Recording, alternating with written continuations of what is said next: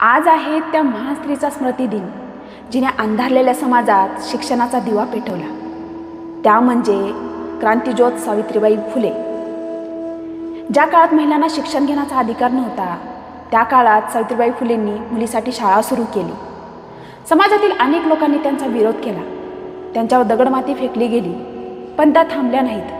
कारण त्यांच्या पाठीमागे उभे होते त्यांचे सहचर आणि समाजसुधारक क्रांतीवीर महात्मा ज्योतिराव फुले. महात्मा फुलेंनी सावित्रीबाईंना शिक्षण दिले, त्यांना प्रोत्साहन दिले आणि दोघांनी मिळून स्त्री शिक्षणाची क्रांती घडवून आणली. सावित्रीबाई फुले हे फक्त एक नाव नाही, त्या म्हणजे स्त्री शक्तीचा, शिक्षणाचा आणि संघर्षाचा एक दीपस्तंभ आहेत. आज त्यांच्या स्मृतिदिनानिमित्त मला प्रत्येक महिलेला एक सांगायचं आहे: शिका, पुढे जा आणि आपलं स्वप्न पूर्ण करा.